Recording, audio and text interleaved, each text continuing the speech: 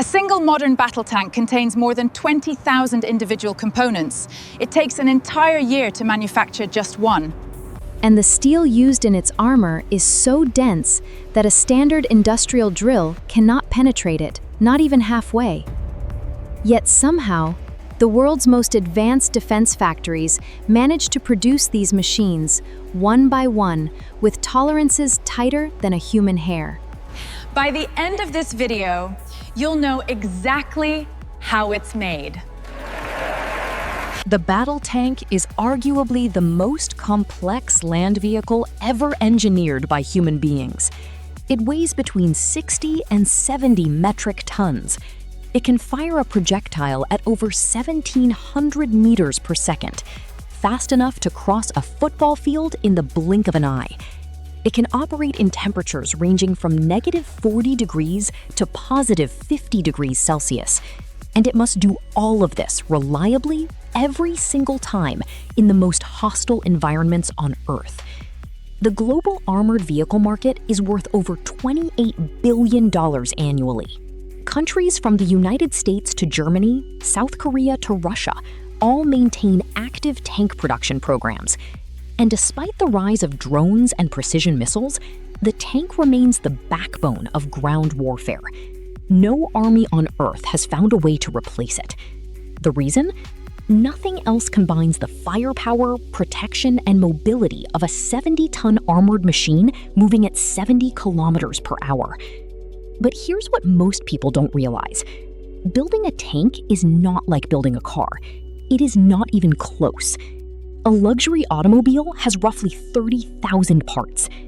A modern main battle tank has more than 20,000 parts, but each one of those parts must survive direct weapons fire, landmine blasts, extreme heat, extreme cold, submersion in water, and electromagnetic interference all at the same time. The engineering challenge is almost incomprehensible. So where does it all begin? It starts, like almost everything in heavy industry, with steel. But not just any steel. The armor plating used in a modern battle tank is made from a classified alloy, sometimes called rolled homogeneous armor, or RHA, a term you'll find in declassified military documents. This steel contains precise percentages of chromium, molybdenum, manganese, and other elements that transform ordinary iron ore into something that can absorb and deflect a high-velocity round without fracturing. The raw materials come from specialized steel mills, facilities that produce metal for a very small number of government-approved defense clients. The iron ore itself is typically sourced from mines in countries like Sweden, Australia, or Brazil, where the ore purity is high enough for defense-grade alloys. From the mine, the ore travels by ship to coastal steel mills, where it is smelted in furnaces reaching 1,600 degrees Celsius. The liquid steel is then mixed with its alloying elements at precise ratios, continuously cast into thick slabs, and rolled under enormous pressure into sheets and plates of specified thickness. These plates arrive at the tank factory not as finished armor, but as raw steel sheets, some as thin as 20 millimeters, others up to 120 millimeters thick for the most critical zones. Each plate comes with a material certificate confirming its chemical composition and mechanical properties. And before a single cut is made, every single plate is tested. Now here is where things get interesting. The first physical transformation of raw steel into tank components happens through a process called thermal cutting, typically plasma cutting or laser cutting, depending on the plate thickness. Computer-controlled machines trace the exact profiles of each armor panel, cutting through steel that would stop a bullet as easily as slicing through paper. The tolerances on these cuts are measured in fractions of a millimeter because armor panels must fit together precisely to avoid gaps that could compromise the vehicle's protection. After cutting, the panels are moved to forming presses. Some factories use hydraulic presses capable of exerting 2,000 metric tons of force, the equivalent of stacking 20,000 small cars on top of each other, to bend and shape armor plates into the angled forms that define a tank's profile. Those angles are not aesthetic choices. Every slope, Every curve, every degree of tilt is calculated to deflect incoming projectiles away from the vehicle, rather than letting them strike at 90 degrees, the worst possible angle for armor. But the steel alone does not define the protection level. Modern tanks use composite armor, a classified sandwich of materials that might include ceramic tiles, special polymers, air gaps, and multiple layers of steel, all engineered together. The exact composition is one of the most tightly guarded secrets in defense manufacturing. What we know is that composite armor allows a tank to achieve dramatically higher protection at lower weight compared to pure steel alone.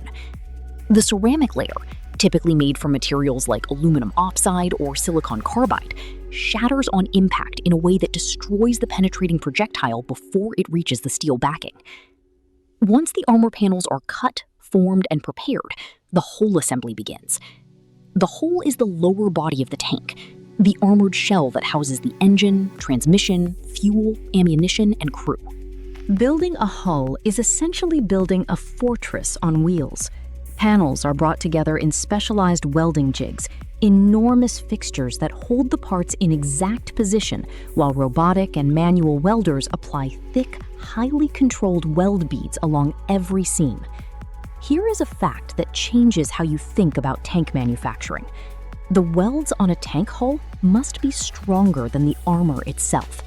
If the weld fails under blast pressure, the entire structure fails. The weld metal used is specially formulated to match the toughness of the base armor. And every single weld is inspected using ultrasonic testing, essentially sonar for metal, which reveals internal flaws invisible to the naked eye. In some facilities, X-ray inspection is also used on critical joints. Any weld that shows even a microscopic void is ground out and re-welded. This process is slow, deliberate, almost obsessive in its precision.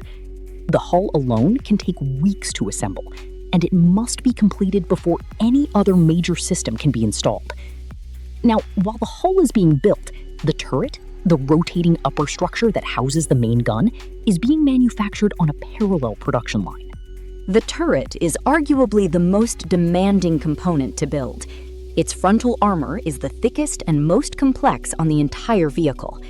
The interior must accommodate a breech mechanism for the main gun, an auto-loader or a human loader, fire control computers, thermal imaging systems, and enough space for 2 crew members. It must rotate 360 degrees in seconds, remain balanced under all conditions, and be capable of depressing and elevating the gun across a wide arc regardless of the terrain below. The casting or welding of a turret takes enormous skill. Some nations use cast steel turrets, poured as a single piece in foundries with ladle capacities measured in tons. Others weld composite turret structures, assembling the armor sandwich layer by layer. Either way, the finished structure is then machined with extraordinary precision to ensure the gun mounting fits with zero tolerance for slop or looseness, because any wobble in the gun mount translates directly to inaccuracy downrange. This is where the manufacturing gets genuinely extraordinary. The gun itself, typically a 120mm smoothbore cannon in modern NATO standard tanks, is manufactured at dedicated facilities that specialize in nothing else. The barrel is forged from a single billet of steel, rough-turned on massive lathes, then deep-hole drilled through its entire length using specialized boring equipment. The bore must be perfectly cylindrical, with surface roughness measured in microns, because any imperfection can affect the velocity and accuracy of the projectile. The barrel is then honed, inspected, stress-relieved by controlled heating and cooling, chrome-lined for heat resistance, and fitted with a thermal sleeve, the distinctive jacket you see wrapping around the gun on a real tank. That sleeve is not decorative. It prevents the metal from warping as it heats up during sustained firing, because an uneven temperature gradient across the barrel length causes it to bend microscopically, enough to throw a shot off target at 1,000 meters. One barrel, machined to tolerances tighter than a human hair. It takes weeks to produce. With the hull complete and the turret ready, the powertrain installation begins. And the scale of the engineering here is almost absurd. A modern battle tank is powered by an engine producing between 1,200 and 1,500 horsepower. To put that in perspective, a standard family car produces around 150 horsepower. This engine, typically a multi-fuel diesel or a gas turbine in some American variants, must fit inside a sealed compartment at the rear of the hull, with only limited access for maintenance. It drives through a sophisticated automatic transmission that allows the driver to steer, brake, and accelerate a 65-ton machine as smoothly as possible, given the circumstances. The engine and transmission are typically installed as a single powerpack, a pre-tested unit that can theoretically be removed and replaced in under 30 minutes in a field maintenance situation.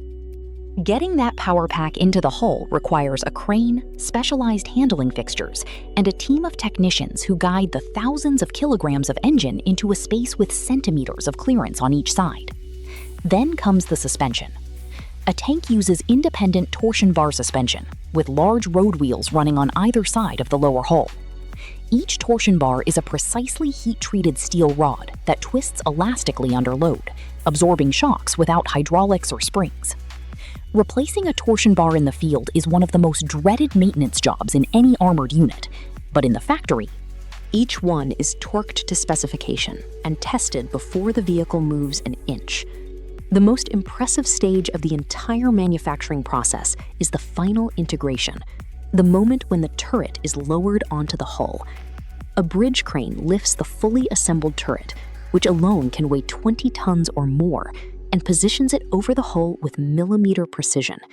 The turret ring, a precision-machined bearing race that allows rotation, must align perfectly. Any misalignment and the turret will bind during rotation, potentially jamming at the exact worst moment in combat. The bearing is pre-lubricated with grease rated for extreme temperature and pressure. The turret ring is torqued to specification, and the electrical and hydraulic connections between hull and turret are righted through a central slip ring assembly that allows 360 degrees of rotation without tangling wires or lines. Then the entire vehicle, hull, turret, gun, engine, suspension, electronics, is tested as a unit for the first time. The electronics integration deserves its own conversation. A modern tank is, at its core, a mobile battle management computer. It has a fully stabilized gun that can track a moving target while the tank itself is moving over rough terrain. It has a laser rangefinder, accurate to within a meter at ranges beyond 5 kilometers. It has a ballistic computer that calculates firing solutions in milliseconds, accounting for wind speed, air temperature, barrel wear, ammunition type, target movement, and the Earth's rotation. All of this electronics is integrated, calibrated, and tested on dedicated equipment that replicates battlefield electrical conditions: vibration, shock, electromagnetic interference, temperature cycling. The fire control system alone goes through hundreds of hours of bench testing before it is considered ready to install in a vehicle. And once installed, it goes through hundreds more. The quality control process in tank manufacturing is unlike anything in civilian industry. Every vehicle must pass a ballistic shooting range test, where actual live rounds are fired to verify function. Every engine is run to full power and held there for extended periods on an instrumented test stand. Every turret rotation system is cycled thousands of times. Every vision system, every radio, every hatch, every lock.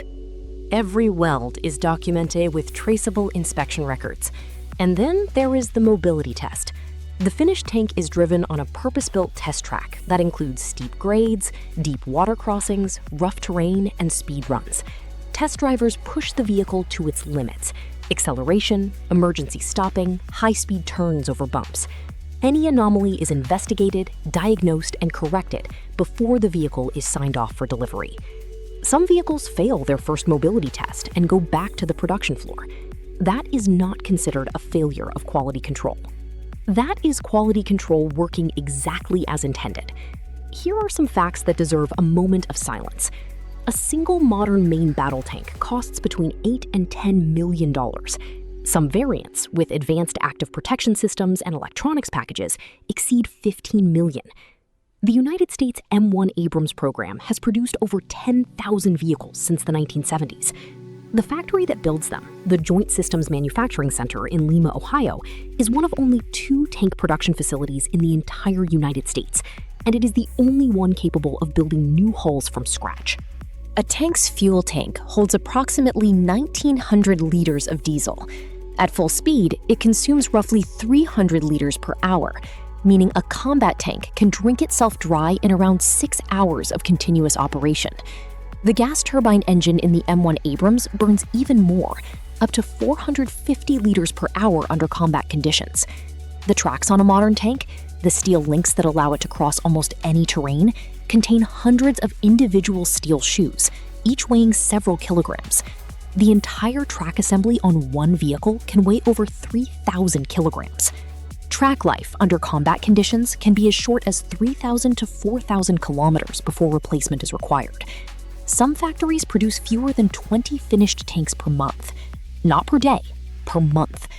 The global supply chain behind a single tank stretches across dozens of countries. Optical glass for the thermal sights may come from Germany. Special ceramics for composite armor may originate in Japan or the United States. Electronic components arrive from allied nations with established semiconductor industries. The gun may be licensed from one country and manufactured in another. Propellants, ammunition, and training systems all come from separate industrial ecosystems. This interconnection is strategic. It means that building and maintaining a modern armored force requires not just domestic manufacturing capacity, but deep and resilient international partnerships.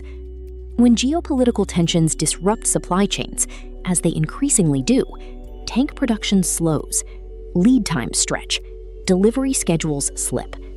It is a reminder that the most powerful weapon system on the modern battlefield is ultimately dependent on the quietest, most invisible part of the military machine, the supply chain that feeds it.